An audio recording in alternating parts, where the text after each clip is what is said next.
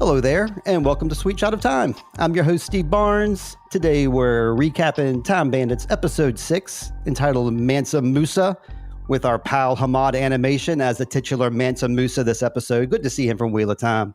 With me this week, as usual, is our co-host from Marshland Media, from the upcoming Mostly Speaking Magical Girl podcast. It's the Marshland Monster, James McCullum. Ahoy there, James. Chips ahoy. That podcast's not upcoming. We're doing pilots of it. We're not. Upcoming pilot. Okay, yeah, but you have to go on the Patreon to get it. It's not like, hey, wherever you're listening to that, you can listen to this, because we still have, I don't know.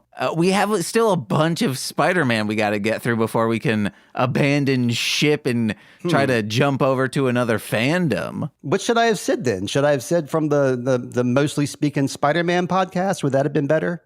Yeah, I like Sweaty Time Pro Wrestling. Okay. From the Sweaty Time Pro Wrestling podcast. Ahoy there, James. We're doing this all over again. Chips ahoy. And we have a guest this week, James. Were you aware we have from New Zealand? We're international. We got people from California. Okay, California's not international. Okay. Yeah, you slipped. It slipped, man. I slipped California, but we got UK, we got Norway, we got Australia. We had a fella from New Zealand, and now we got another fella from New Zealand. He's actor from New Zealand. I already said it 3 times. It's Anthony Jayasuriya. Ahoy there, Anthony. Hey, guys. Thanks for having me. Oh, it's a pleasure to have you on. Appreciate it. Did I say your last name right that time? You said it right the first time, so it's Jayasuriya. So we could try it again. Jayasuriya.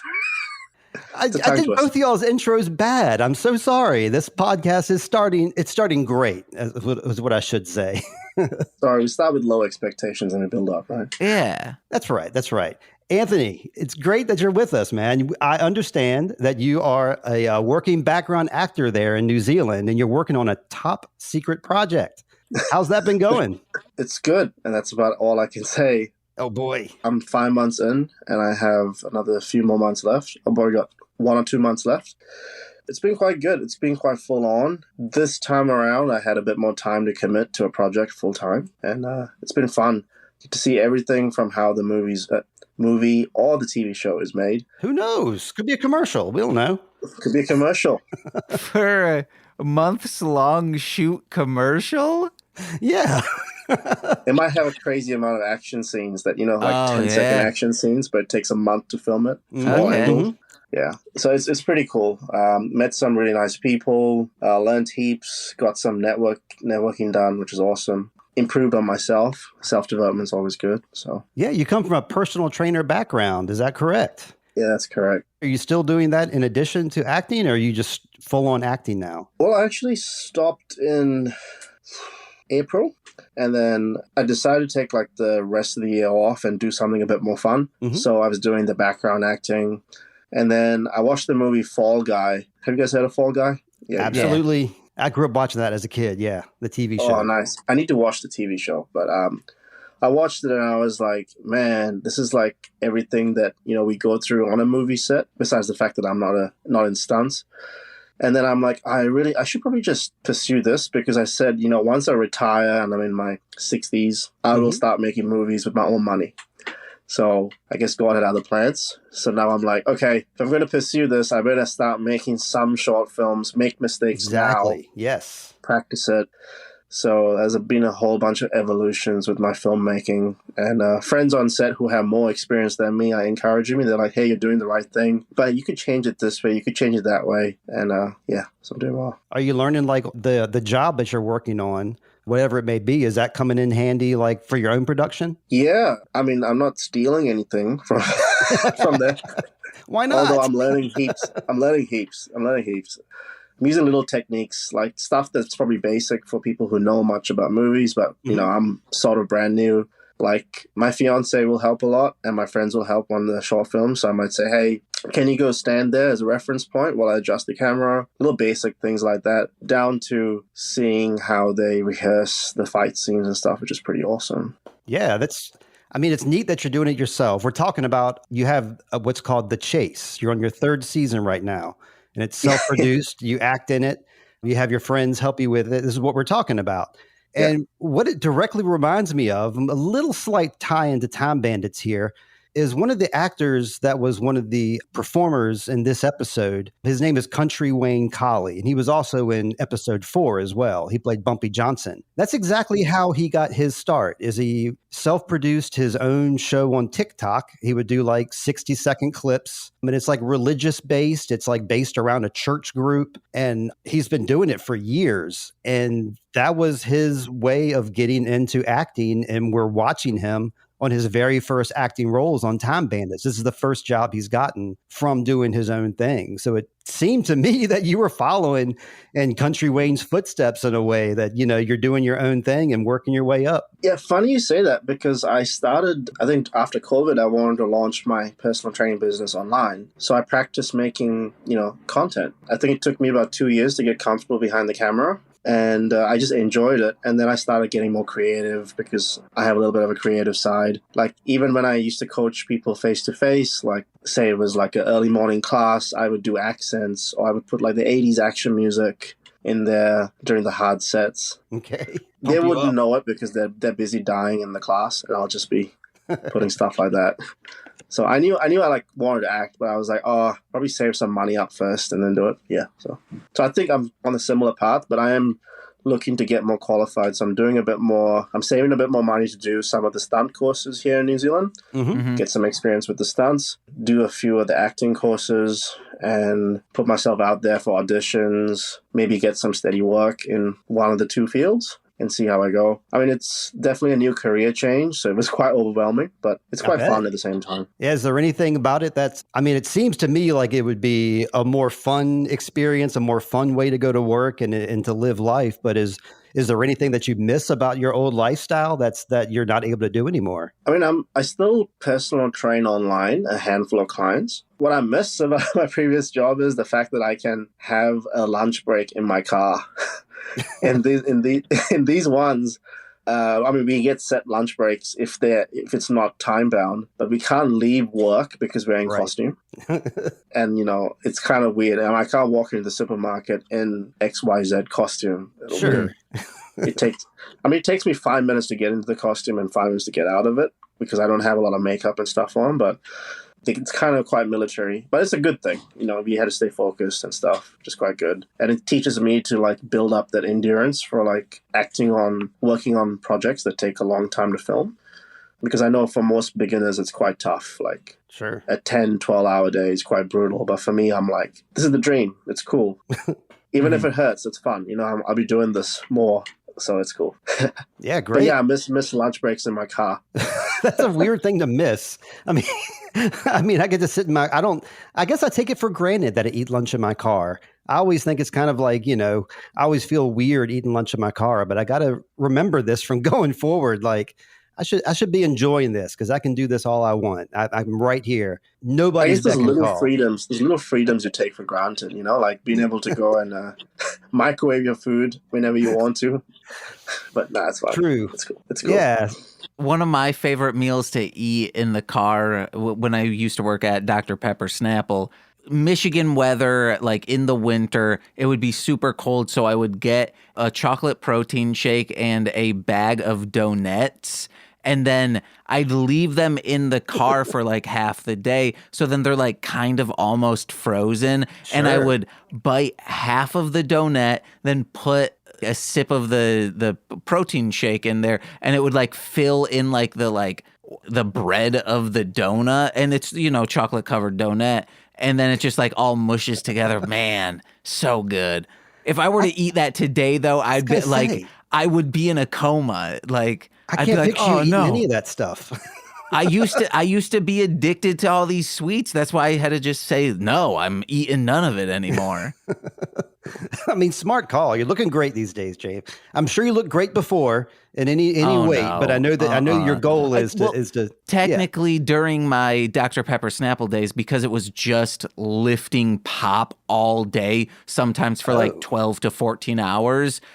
That was probably the best I had ever looked before, like trying every day to work. Like I was looking good. Well, that's 12 to 14 hours of physical stuff. That's quite brutal. I was going to say one of my car meals that I used to do. I used to think I was so smart doing this, and looking back, it's one of the worst things you could do because I worked in my car a lot, like the past 20 years or so. And during the summertime, I worked outdoors, and I would take like a microwavable meal, like you were saying, Anthony, like something in Tupperware, microwavable.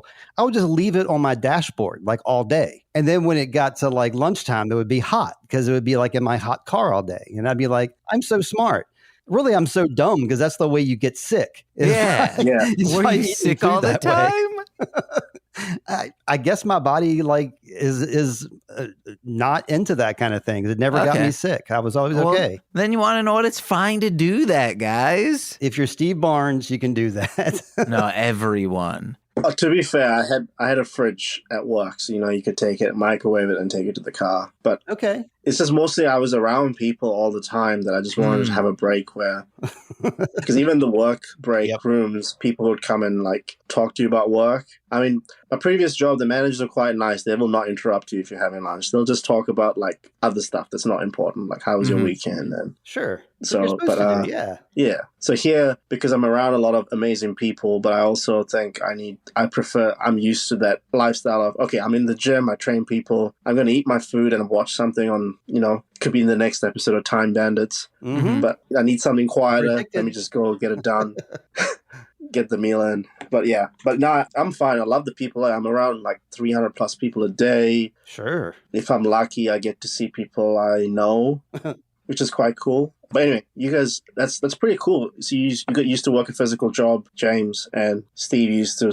risk the microwave meals inside the car. Well, I want to ask you about one of your old jobs because we can't talk about what you're working on currently, but have you done anything we might have heard of in the past when you were doing stuff part-time? Yeah, so long story short, I never did a lot of the acting work because it would interfere with my regular work. But have you heard of the Guinness? Have you heard of Guinness? The beer or the book? Sorry, the beer. The beer. Yes. Yeah. I like that. You won't see me in this, but I'm like a background extra, and I'm faded in the back. I did the St. Patrick's Day commercial with Jason Momoa and a group of us. Yeah. It was pretty cool. They never told us what the name of the brand of alcohol was. They didn't tell us what was happening. Because, sometimes they'll tell you got the job the day before. Unless you're one of the main cast, then you'll get, I think, a few days' notice at least. But yeah, so I think my call time was like 5:15 in the morning. I got there. It was pretty cool because it's like in the city, so it's not too far from my house. And then we had to sign a whole bunch of contracts, which I thought I've already done, but we signed it. And then I think they got us to film at about 7 o'clock. So I think we were there from 5 till 7 waiting. And then I saw this guy in a New Zealand rugby uniform, All Blacks, the New Zealand rugby team here. Okay. And I'm like, oh, he looks familiar. I'm like, hang on a second. That's Jason Momoa. And then next minute, I realized this entire ad is with him because for the next 12 hours, I'm standing next to him or we're taking turns standing next to him, walking past him. He was hilarious. He was fun to work with. Heck yeah. So, I mean, I didn't work with him personally, but we worked like 12 to 15 hours. And I managed to get myself on there, faded in the background, walking behind him. And I'm like, yes. Perfect. I made it into the ad, the main commercial they released, and the director's cut. So I was like, oh, sweet. Not bad. It's James, good, so. I have a theory, James, that he's been working on the sequel to that commercial with Jason Momoa. And that's been the secret project he's been working on. It's like a Jason Momoa production. Yeah, I was talking to Brandon Herbert, the stunt guy. Who, shout out to Brandon Herbert. Brandon Herbert. Guy. That's the guy we want to time travel with. We all of us decided who we're going to time travel with, and we all picked Brandon. He was saying like, yeah, try and promote me on the podcast, but don't tell anything about what we're working on. It's secret. And I'm like, I'm not breaking my NDA. It's my job. Alrighty, no NDAs broken here. Yeah, but if I was to just quickly summarize, I've done a bit of do you call it soap operas in your country? Yeah, yes. We do. So there's one called Shortland Street here in New Zealand, and I've done a lot of background work for them. And that's kind of like they try and send people who are new to this work there because it's quite chilled, it's relaxed, it's a nice one to work on. So I played a few parts on there. I actually managed to get my first ever speaking role on there, but it was just like 3 words. But hey, a win is a win. Yeah, exactly, cool. yeah. I had announced it on to my friends, but and then they've seen it while they were watching the TV show, so they went crazy. And every now and then they're like, "Hey, I've seen you on TV," and I appreciate it, but I'm like, this is just very tiny bits. Like I'm in the background walking or something, but they're going crazy because it's someone they know. So I'm laughing. That's the kind of thing I pay attention to as well. Like one of James's best friends is also a background actor, and does the same thing you're doing. And I've only done it twice for 2 different productions, but because I've done that, I'm always like looking at the background actors now, and I'm always paying more close attention to that kind of thing than I ever have before before I did that. Yeah, it's quite cool. I mean, you get commercials, you get background work, you might get like the 6 to 8 month gig like what I'm on at the moment, where you're doing part-time to full-time. You get fed. And I can't complain about the one I'm on. Yeah, I mean, you get fed, but I can't complain about the one I'm on because the food's quite healthy. So I was able to stay on my diet pretty easily, which is quite good. I count my calories and all that stuff. But are your lunches, are they heated via a dashboard in a hot car? No, it's not that good quality. It's like fresh. Food is fresh. So, I mean, that's the thing, it's not that good quality. They didn't want to bring it to that level. So. We were talking. I'm gonna use that. The last episode, we were talking to James's friend Shelby, and we also talked about eating in cars. I don't know what this is going to be the new theme of the podcast going forward, but I want to stick to our Time Bandits theme here because we all watched Time Bandits recently. And the first thing I got to ask you, Anthony, is, I forced you to watch Time Bandits. I was like, I'll allow you to come on my podcast, but there's a catch. You got to watch Time Bandits. So, first off, how did you feel about that assignment, and how are you looking coming out of that assignment? First of all, you actually didn't force me. You gave me options. You gave me a lot of options, which is cool. Okay, no, he forced me. Now, Brandon had told me, hey, watch this show. I was on it, and I was like, yeah, and I thought I'll just put it towards the side. He doesn't know this. This is probably the first time he's hearing this. Oh boy, exclusive. There goes the friendship, right? I watched it, and initially I was like, oh, this is not the pace that I'm used to with certain TV shows. So it's quite interesting. But then I got into it, and and I'm like, it gets better and better and better. And I could see where this is going, because I was like, I know Brandon's wife threw a watch party for him and a group of people. That's right. I think that's what he said. And I was like, flip, you guys watched all the episodes? And so I was like, this is actually quite cool. I watched up to episode 6 because my work schedule is so full on that I just come home and sleep most days. Understandable. But it's quite interesting, and the jokes are very well timed. He's got the strength of 7 men, and he's been carried away. He's like, there was 8 of them. I couldn't. Every line is an opportunity for 2 or 3 jokes to rear their heads. It's really neat the way they stack them up like that. Yeah, just why I was surprised. I mean, I'm new to this, so when you told me last week that this is sadly canceled, I was like, what? We haven't talked about that on the podcast yet, because last time we all talked. Oh, whoops. No. That's what I want to talk about. I'm upset that it got canceled, of course. Same. Not just because I want to watch more, but from a personal standpoint, because I was enjoying interviewing the cast members. I was enjoying kind of being on that ride and the mystery of what's going to happen next season. Now they've robbed us of that. Yet another casualty of the one season show on a network that doesn't give it a chance. And it seems like they do this to shows that are kind of fledging, they're on the cusp of popularity. If they gave it another season or some more push, it might go over the edge. But it seems like if it doesn't have this huge, wildly successful first couple of days, then that's kind of it for the shows. I don't like the way that Time Bandits fell capture to that. I will say that, talk about NDAs, I can't say who told me this, but 2 different people have told me that they planned on doing 5 seasons of Time Bandits and that their contracts involved coming back for 5 seasons. So that was their intention with Apple going in. No clue if they'll get pushed to another network. Everybody's very, they can't talk about this kind of stuff, probably because they don't know, But yeah, James, how are you feeling about this thing getting canceled? Are you relieved that we only have 4 more episodes to do now? No, 2 thumbs down. This was a good show.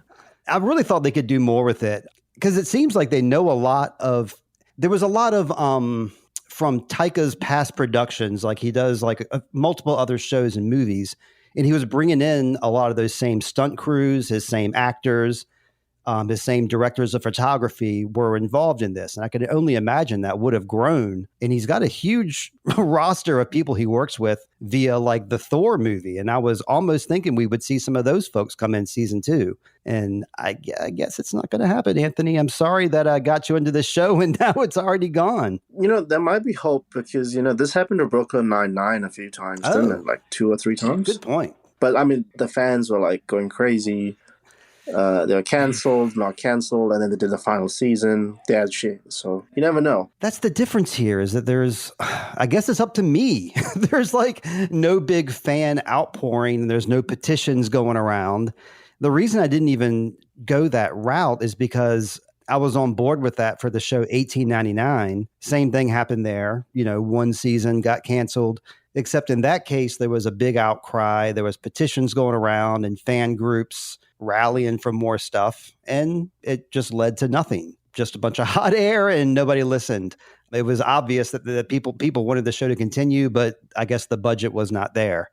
And in this case, Time Bandits, I've been looking for it and I haven't seen the rabid fan base begging for season 2 at this point. Maybe it is up to us, James. Is that a mantle I have to pick up? I know, because I think the big thing about this now is a lot of these TV shows have sort of movie budgets on them. So it's not like a multi-camera sitcom back in the day where a lesser network could pick it up and be like, hey, well, we're just going to cut a few corners and we'll be good. But now it's like, well, if you guys weren't making money on Apple TV, how could you make money on like network TV, even though a network would probably promote the show at all, and not bury it. It's like, well, if it comes on at 8 p.m., it comes on at 8 p.m. Anyone flipping through channels is going to find it at that time, opposed to on Apple. We had a past guest said, I'm into stuff like this. I love sci-fi and all that. It never recommended it to me. Yeah, that's right. And I think back to something that Shelby said last episode, which she was right. She said, the money is on the screen. You can see all the money, especially this episode. This is the episode that Brandon and Greta, both of the stunt performers on the show, have said is like their favorite episode, and the episode they wanted to most talk about was this one because of the abundance of stunts and the amount of stunts they put into it. Episode 6? Yes, episode 6. Oh, wow. The first thing that happens in this episode is they drop from the sky and they're in that big void. And that was Greta and Brandon both independently said that was their favorite day on set because they both just got to all the performers got to get on wires and just wiggle around a whole lot and yell and jump around. And that was their day that day was jumping around on wires. Greta, of course, did the Penelope stunt where she was doing all the flips and stuff. She was connected to a wire while she was doing those flips. And then the big stunt of the show, which got viral on social media, Greta's stunt where she is in the sand trap and then she goes through the sand portal. In the Instagram clip that she always posts, you can see her coming out of the bottom and she's all covered in sand. And it looks scary. It looks like she's in a grain silo or something. But that was this huge contraption they built specifically for that one stunt. And it involved multiple people, multiple days of productions, having a whole silo built around it. They put a lot of money into this, James. The 1899, the same. That was a huge money dump. That was the reason why 1899 didn't work either is because they cost so much money, so you can't, unless you know it's going to make you money back, you're not going to pick it up for a second season if you're another network in most cases. Absolutely. But Alan, you got 6 episodes under your belt now, Anthony. So is there any standout? I'm a black belt in Time Bandits. I would think that you're more like a brown belt if you've only seen 6. You got to go the whole 10 in order to get the black belt. Then you rewatch it and become a second degree. So what are some characters or some of the actors that you're enjoying from the show? Who's standing out to you? As surprising as it sounds, and it's nothing to do with it, Kevin's actually growing on me. Of course. He's the star of the show. I should hope so. Yeah. The star of the show. But like, because Penelope, I was like, oh man, okay. And now she's growing on me too. They're all growing on me. Like I'm just finding like there's little bits about them that's been revealed, leading up to episode 6. I know I need to watch all of them, but I thought I'll just stop at 6, wait till I do this podcast, then I'll go watch the rest. Because I like how they're slowly fleshing out the character of, I might butcher the name here, even though I watched all 6 episodes. Could you help me out? How to pronounce? Biddleleg. It's like saying little big, except backwards. Biddleleg. Biddleleg. Yeah. He's a sweetheart. Yeah. Is nice. But Brandon's gonna be like, you hang out. How can you forget that name? But anyway. It's your buddy's name. His Come on. Yeah, I know, right? Well, his character's slowly being fleshed out a bit, which I like. That's right. Unexpected. He's seen one note at the beginning. Didn't see coming. Yeah, his obsession with Twigs and his love interest with Judy. Well, it's slowly being fleshed out. Yeah, I really wanted to talk about that. That brings me to Judy. Am I going too fast here? No, not at all. I mean, I'm going to go note by note here, but I'm glad you're bringing these things up. These are things I really want to talk about. So I'm glad we're doing it. We've seen the last of Judy now. Judy didn't come through the portal in this episode. They went through that terrible void and they all landed in the desert there, but Judy's not with them. Charlyne Yi, who played Judy in the show, only filmed 5 episodes with Time Bandits. So we're not going to see any more Judy. We saw a little bit of Judy up in the Supreme Being's palace, but that was actually just her stunt performer that was standing in for Judy there. What has been happening with Charlyne Yi is it's all been settled, but there was a investigation into Paramount for physical abuse that Charlyne Yi alleged.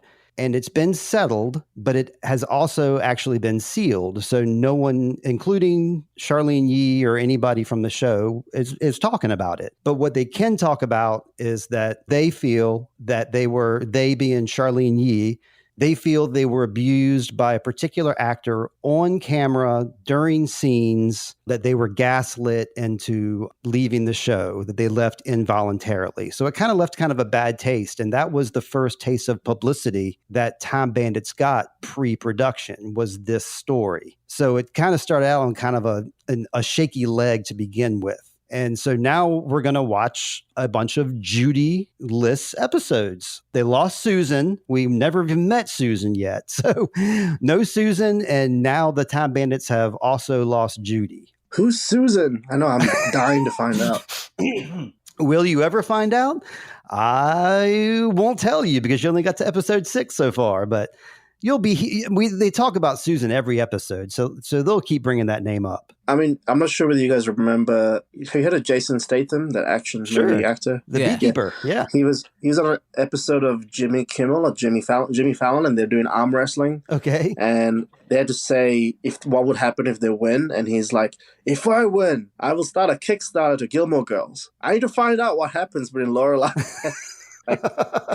He's like, so maybe that could be the next thing if we win the lottery. James would be loving that. James a Gilmore guy, aren't you, James? I'm diving into it a little bit. Nicole's has owned all the seasons the entire time we've known each other. So it's always been on, and I've seen pretty much a clip or two from each episode throughout the last 11 years, because she would just be like, oh yeah, I'm in the mood to rewatch this 8-season, hour-long episode TV series again. So I would come home from work and it'd be on, and I'm like, okay, well, we're in season 2 now. Then a few days later, it's okay, well, we're in season 4 now. So I've seen bits of all the seasons.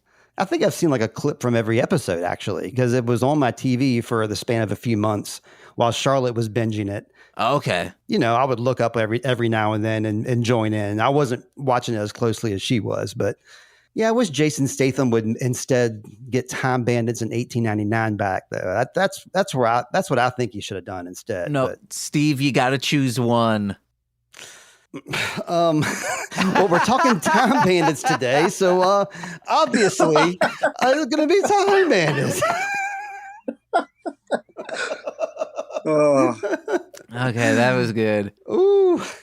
But yeah, I'm going to go on a little bit here with our show. They dropped from the sky. We talked about that. They dropped out of the void. You might have noticed, Anthony, we talk about it every episode, how there's a different intro. In this intro, we got to see little camels, little palm trees, and little rubies in that musical interlude to let us know what's going to be happening here. So they drop down out of the sky, and the first thing they notice is Judy's not with them. They're calling for Judy. Widget doesn't understand this void thing that just happened to them. That's brand new information for Widget. He's never experienced that before.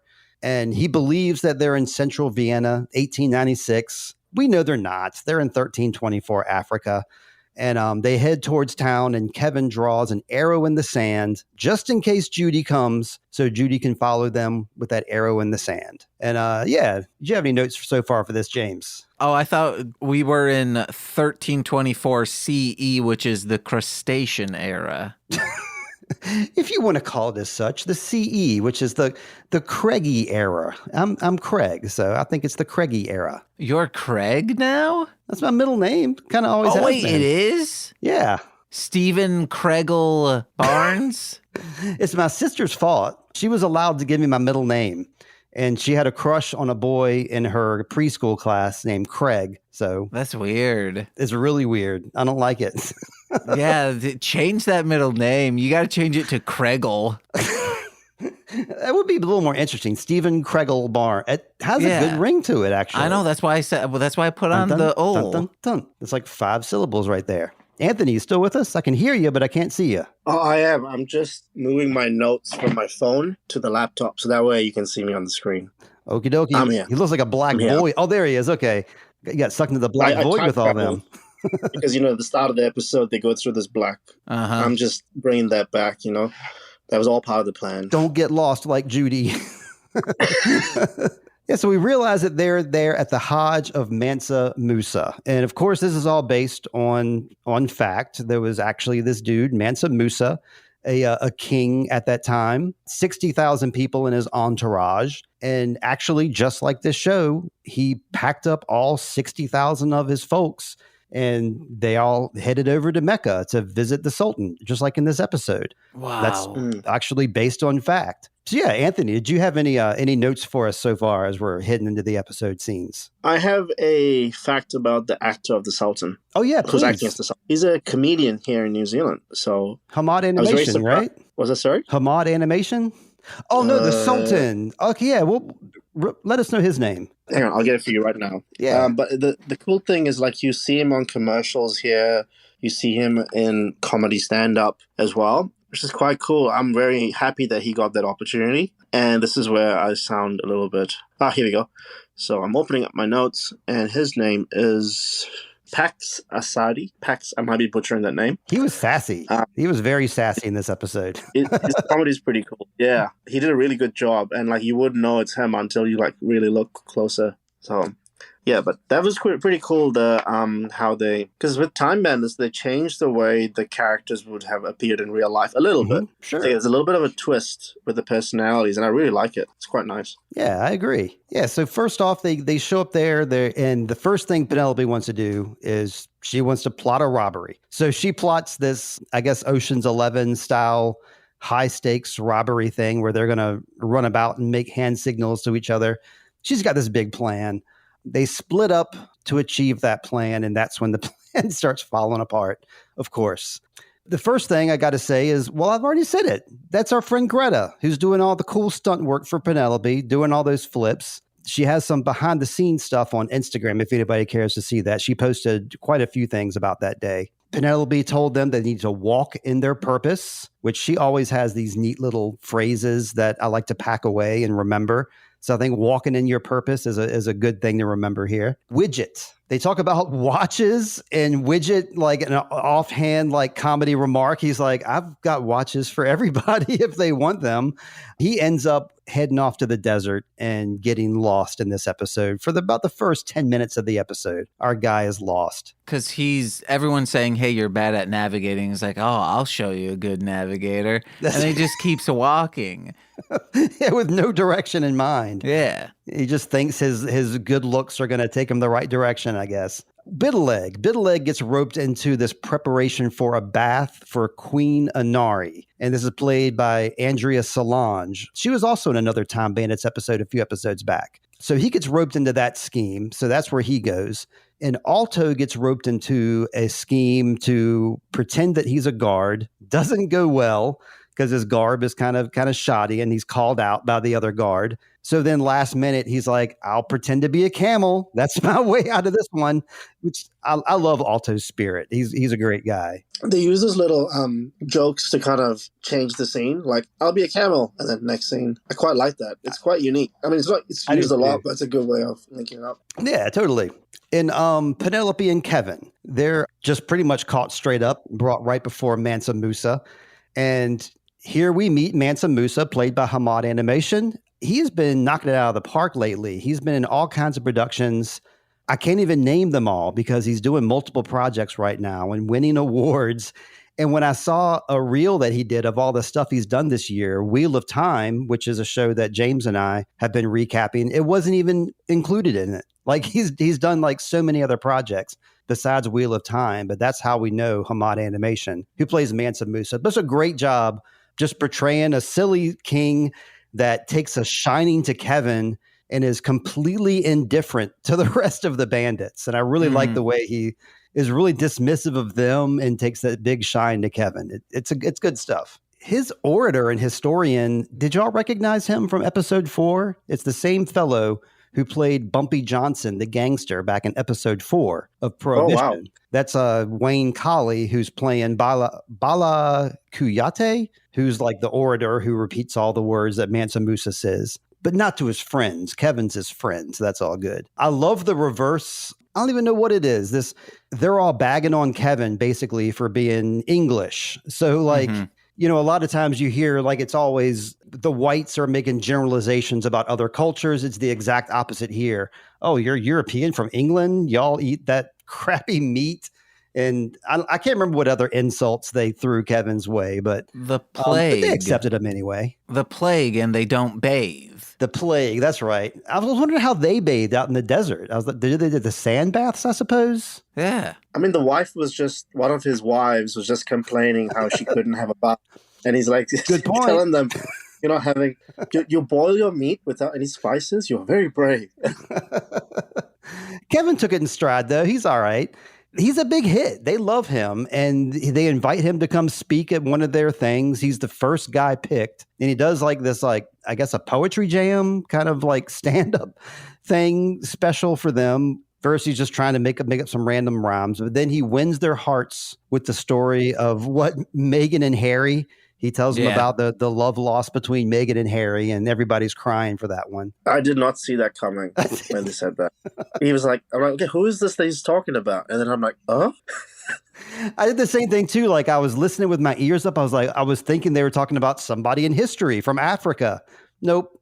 Meghan and Harry. Oh, and she's got 2 husbands. And I know that like wife number 91 was jealous of that. Oh, that was a good hit too. Sweet Shot of Time is brought to you by Zencastr. Zencastr is the way we record Sweet Shot of Time. We hook up with our guests via video and we record it on audio. Recently, we've been doing video podcasts with the cast of Time Bandits.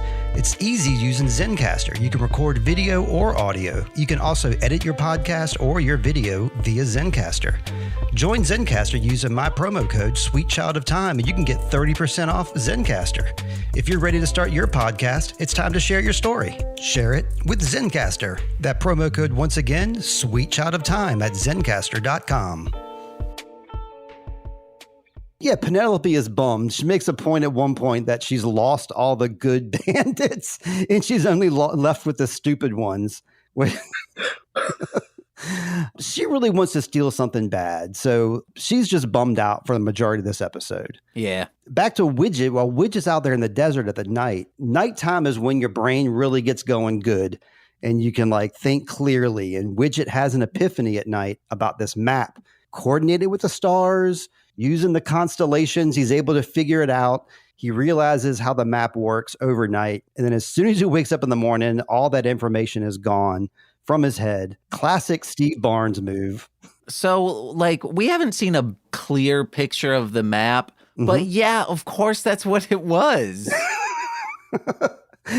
I guess it just took a little bit of quiet time and a little bit of solitude for him to really like do that, because otherwise I guess he's distracted by the other bandits. I don't know. Yeah, he's got to shut that screen off and go into nature. Am I right, fellas? Cut some grass, Widget. I know there's no grass in the desert, but try. He did all of that, and then he's looking for water, and he sees this. He's like, "Oh, it's a mirage. I'm gonna walk away." Like, at least test when it's a mirage. You could have recovered a bit. And that was his buddy Biddleleg's work, which leads me to one of the best jokes of the show so far. So Farba confides into Biddleleg about his feelings about Inari. And in doing so, Biddleleg, confides into Farba that, yes, I too, or he alludes to a friend that is lost, that he never got a chance to tell this friend how he felt. He's really upset about that. What a bang up when we find out that friend is Widget. And Biddleleg just wants to tell Widget that he's his best friend.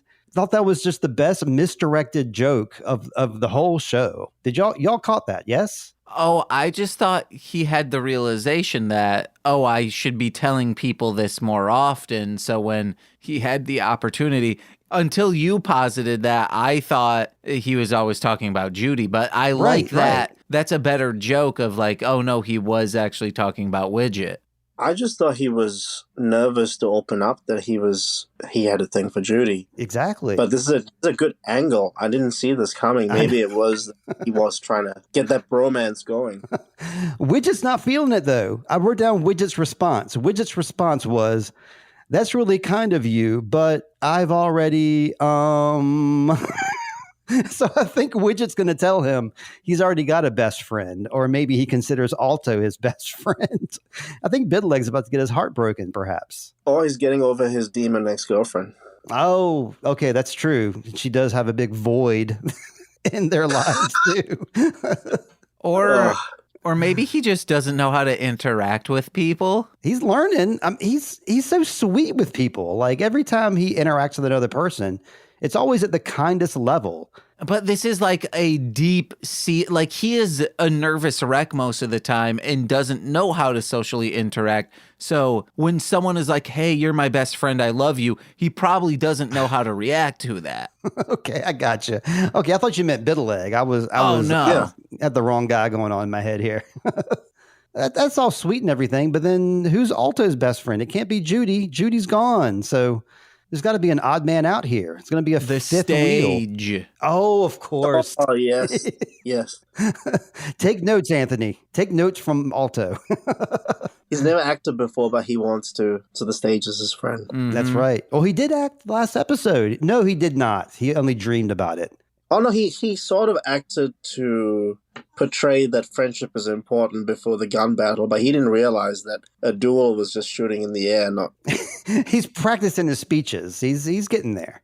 He'll get it right. So the gang decides to head to Cairo to meet with the Sultan, and they give away riches along the way, which is also true. This is something that's well known about Mansa Musa, is not only was he the richest man around, it was impossible to know how rich he was because he kept giving away all of his gold, all of his stuff. And when they traveled from point A to point B, they gave away, I think, I read an article that he gave away like 3/4 of his wealth on the trip there. And so on the trip back, they had to borrow money to get back home because he gave away all of his money on that trip.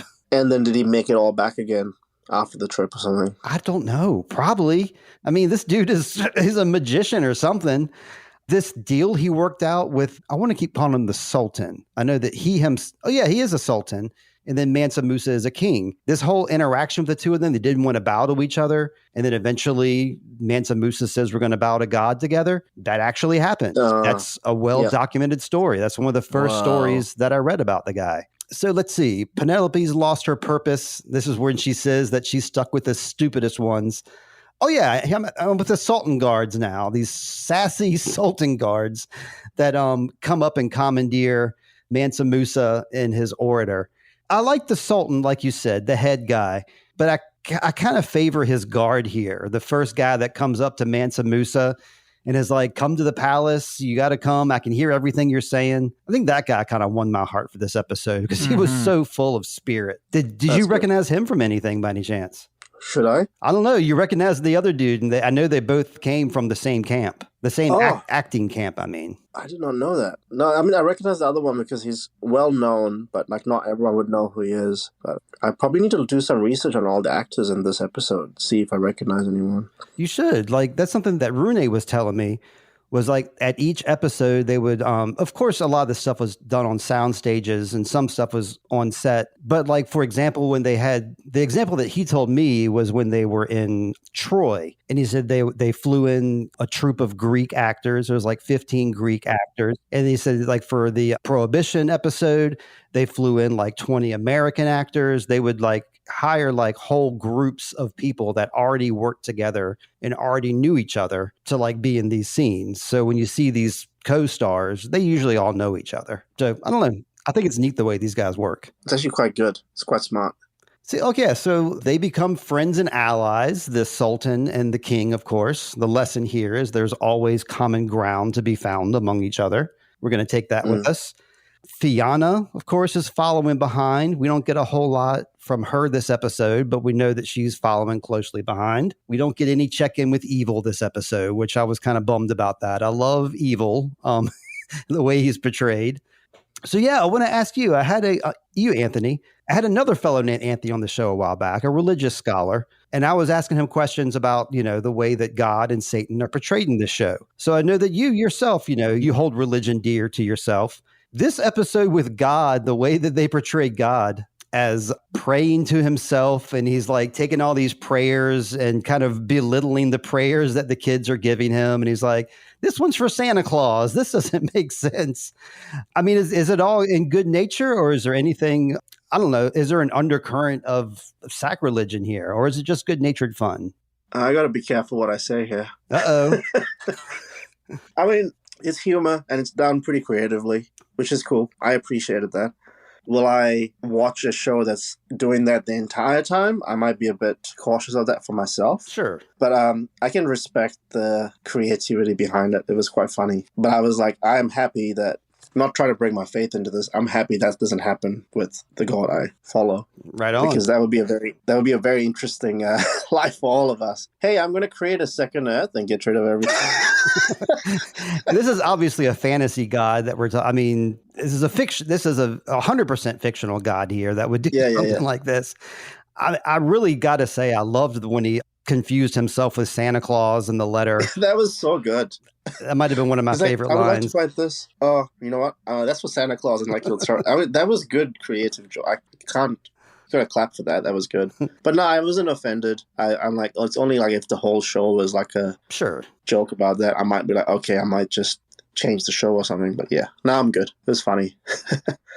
But I do know people who might get offended by that. So it's... I was wondering that. I mean, that was in the back of my mind when I was watching this. I was like, hope this isn't too weird. I mean, it's obviously goofy fun, but you never know what somebody's perception is, or, there's limits people have to their humor. Oh, I mean, thanks for asking that, because I was taken back by it when I saw it, but I was like, just brush it off. It's just the show. Yeah. Well, we also saw Judy up there. Judy's bumping around in the background. That shocked me. Yeah. And Jasper, we got a lot of questioning looks from Jasper when they were having that conversation. Because remember last episode, Jasper is part of the conspirators. That's like, you Time Bandits got to stay away from both evil and the Supreme Being. So I kind of paid a little more attention to Jasper in this scene. And you can tell that his wheels are turning. We'll just say that.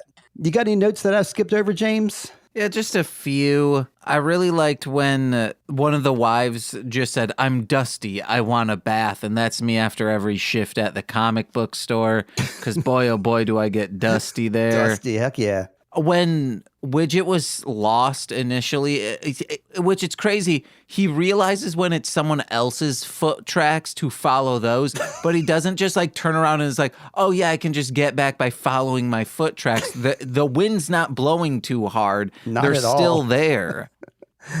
One of my favorite things about the wives was when Kevin was like talking to Mansa Musa and was like, I wish you were my dad and your 96 wives were my moms. And Steve, I wish you were my dad and your single wife were the wife of my dad.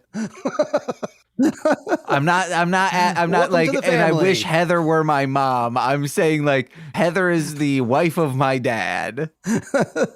Makes total. I take it, James. You're adopted. Oh yeah. Hey, it's the first time in history. Time Bandits brings families together. Now right. adopts Nicole, and then it's like, oh, James is dating his sister. I don't want to go. Do it. People will make fun of us. I guess if it's fodder for comedy, I'm down. Yeah. I suppose I can do that. Kevin changed time this episode, y'all. There were 60,000 in Mansa Musa's troop. Now there's 60,005. So Kevin successfully can change time. So we know that was actually scary, but good. yeah. Yeah. Like they're like sticking to rules from what Greta told us. They're being linear about all this. They're not just being wheelie-neely with this. So that means they can change time. That means there's potential for time change in the future. Because didn't Greta mention somewhere that they had like a 1 or 2 hour debrief about time travel to all the stunt and the actors, which I think is cool, but I was like, wow. I mean, I know we're making a movie, but this is actually That sounds totally on brand for Taika. He seems like a real, like, personable, goofy type dude that would do something like that. Yeah. I've heard some good stuff about people who worked on set with him. I believe it. Yeah, Widget is, now that he's on hand with these time portals, and now he kind of remembers his map stuff. He's confident that the next time portal is important because he says it's swirling and he knows where it goes. So we have high hopes for you, Widget, that you're going to do this. At the end of this episode, Kevin gets stuck behind seemingly. We have a few seconds where we're afraid that Kevin's getting left behind. Then eventually he falls through. But that's not the first time this has happened. It happened in episode 3 as well. That almost made me think that we might be able to catch up with Judy at some point, except for we know the facts. No more episodes were filmed with Judy. So I guess that's going to get written into the script here. But I was really hoping at the time I was watching this show, before I realized all this stuff, I was really hoping, maybe this will be an explanation of how we can find Judy, because she just simply, didn't make it through in that 1 second time portal. Didn't quite happen though. Could it also be that because he's able to, when the portal closes, he's able to tap his foot and go down, that he has some type of power? Maybe I need to watch that episode. Oh, okay. So even though it's closed up, because he is Kevin and that he has been in that room for so long, that he has some, that makes... Because it's the second time this happened, you said, right? Yes. So maybe they're trying to give us a hint for season 2 when this happens, because, the whole cancellation could be a conspiracy just to get us all riled up, and then boom, shows up. I'm still afraid I'm not doing my part. I mean, I'm a 52-year-old man. I shouldn't be vying for a children's show to be be continued, but I feel like I should be. I don't know. It's for everyone. Yeah, it's fine. You're doing this because your son loves it so much. That's right, son. Your baby it's something boy. we can work together and bond about. Yeah. Yes. Anthony, are you looking for an American family to join? I mean, that was always the dream, but I'm all because my fiance is Chinese. She's cool. Okay, but she lives in America, though, right? Well, we can move to America. Mm-hmm. Yeah, I'm looking to get into movies. So, which part of America? let's do. Well, which part of America was that? James is in the better part of America. He's in Chicago, which is our third biggest city. I'm in Richmond, Virginia, which is 100th out of the cities. So I think Chicago is probably a better bet for you. You can live with my son. Is that okay with you, son? He's like, what did I get myself into with this adoption process? I thought you knew that every time somebody comes on Sweet Child of Time, they usually end up getting adopted. They get swept into the family. It just happens. And discuss their habits of eating in the car. That's right. Thank you for bringing that back up, because I'm getting hungry. That's correct. Yeah, I'm at about the end of the episode here. I think that's how the episode ends, is with the Supreme Being and Judy kind of bouncing around up there, and we know that there's plots happening. Widget knows where the next portal is going to take him, so Godspeed to you, Widget. I hope it's Bingham 2024, because if it is, you're in the right place. So, Anthony, If you were able to time travel anywhere, if you had Widget's map and you actually knew how to use it, is there any like Yeah. particular point in time or point on the Earth you'd like to travel to? Oof. Does it need to be something that actually happened? Well, no, because we know there's the Time of Legends that exists from the movie map. So there is the Time of Legends in the corner there. So perhaps the Time of Legends is open to you. Well, I was going to say something, but Brandon already beat me to it. He was talking about the war day back in the day before World War One and World War Two. I think he said that in the last podcast when you asked him that question. Okay. So I'm from Sri Lanka, and there is a king.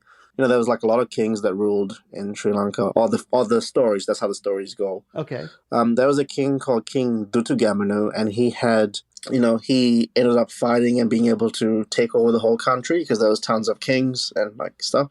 But he had 10 personal bodyguards who were known as giants. And some of the giants were not necessarily tall, but, they were super strong. Okay. Like they grew up as a kid, they could pull trees with their bare hands. Bunch of bit of legs.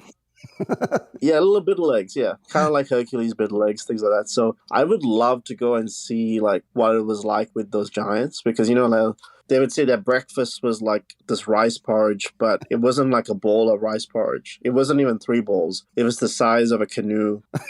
But it wasn't even a canoe. It was literally a canoe specifically designed for that porridge, and that's how much they would eat. Yes.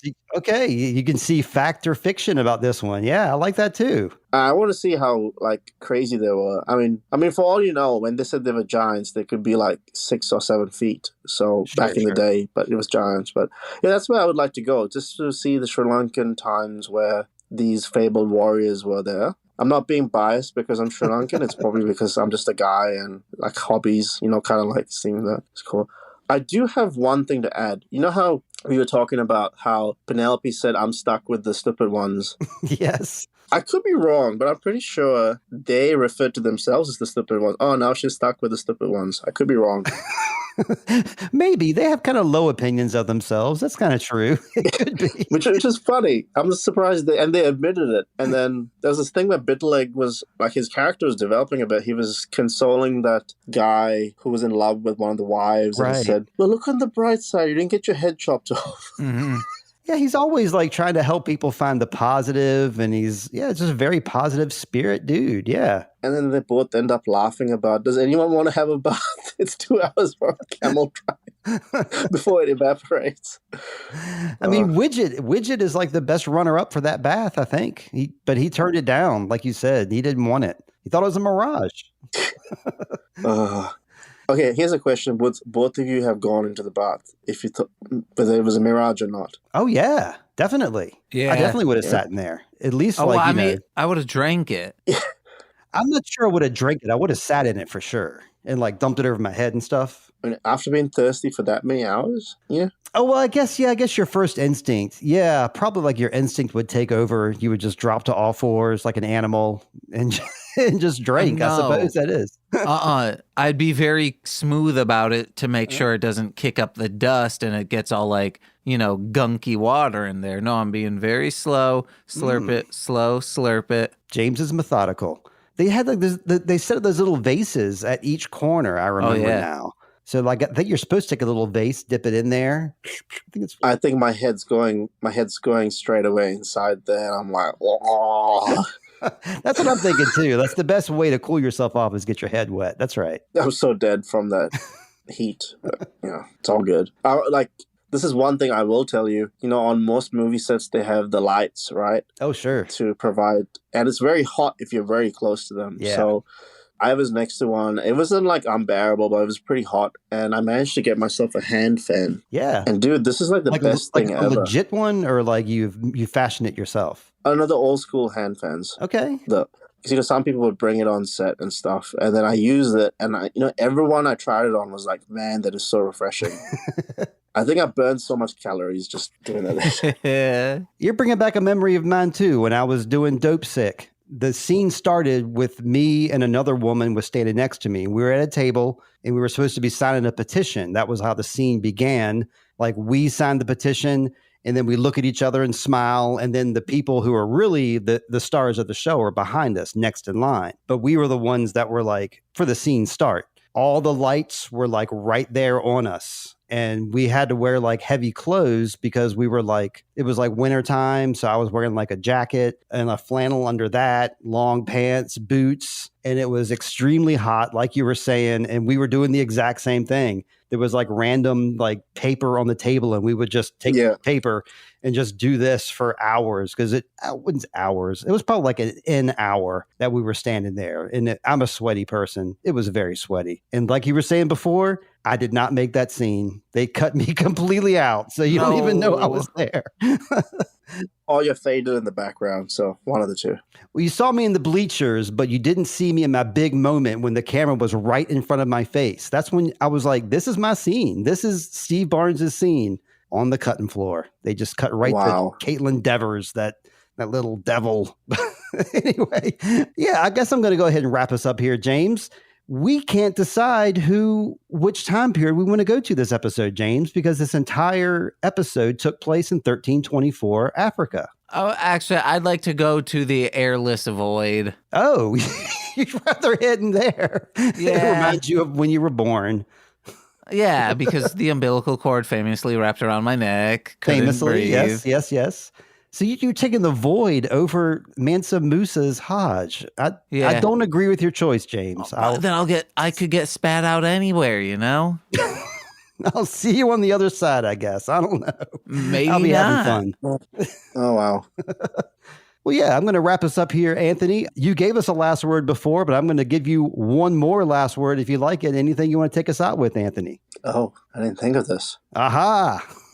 But I'm enjoying this. Hey, appreciate this. This is awesome. It's fun. I mean, I prepared for this. You know, I made sure I was on time. I didn't work out. You know, I wanted all my energy to be on this. Yes. I messaged Brandon as soon as in the morning, and I'm like, hey, I'm going to be on this. And he's like, just make sure you say how good of a stuntman I am. And I was like, are you sure? Do I need to say it if I don't believe it? Nah, he's pretty good. I wish I didn't have any NDAs. I would say he's done some really good stuff. Yep. I just can't wait to maybe fight in a movie with that guy. Heck yeah. I can't wait to find out what you've been doing, or what project, James, cut that out. What project you've been working on. I can't wait to check it out. It could be that second version of the Guinness commercial that we've just been filming for 6 months. Jason Momoa. Yeah. He's actually here in New Zealand filming a movie that has been announced, but that's not what we're doing. No. Sure. It doesn't sound like it at all. No, but no, it could be that. We could be that famed Guinness commercial that James thinks we've been doing for 5 months. That wasn't me. That was him. That was my theory. Oh, it's yours. Oh, it's yours, Steve. No, I haven't given any hints of what I'm doing, so no, that's fine. You haven't. Not even to me in private. So he's doing his job, y'all. I swear. Oh, I am itching to say it. I think I'm saving till January 1st when if anything is announced, and then boom. Heck yes. Yeah, which is cool. But no, I really appreciate this. It's been fun. Well, thank you very much. I appreciate you showing up. James, I got to give you a last word here too. What do you got to announce to the world right now? Hey guys, this comes out before October 25th, right? Yes, right around that same time, correct. Hey guys, I have a new album with Dragon Boy Suede. It's the Monster and the Dragon remakes and remixes coming out October 25th, wherever music is found. Me and a bunch of other producers, we remixed some songs from The Dragon and the Monster that was released last April. And guess what? Steve Barnes remixed a couple of them. Yes. Nice. So check that out and head over to or you want to listen to Mostly Speaking Sentai wherever you're listening to this. You can listen to that. Listen to Sweaty Time Pro Wrestling and Death to Squids on the Marshland Media podcast feed wherever you're listening to this. You can listen to that. Very fun shows. And head over to patreon.com/MLM Pod, where for $5 a month you get exclusive content every single Friday. This Friday is, I don't know when this is being released, but you get good stuff over there. It might be Corey and I talking about Terrifier 3 because we're going to see that in the movie theater together. It's going to hopefully be better than the second one because the second one was just too brutal and too long. Cut it out. No, Literally thank you. cut some of this stuff out of that movie. And Corey gets upset with me for saying that. And I'm like, you want to know who else thinks that? The director of the movie. He said he made it too long. We know you're right, James, and the director is vouching for you. I love it.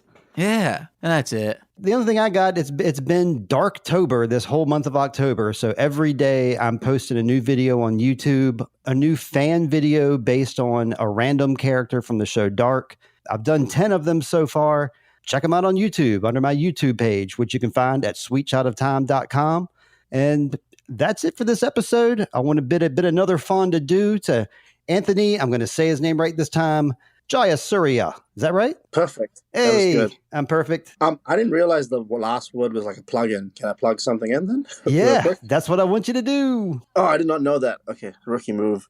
I'm assuming you're going to tag me on this. Yes. My short films are on my social media, TikTok, Facebook, and Instagram.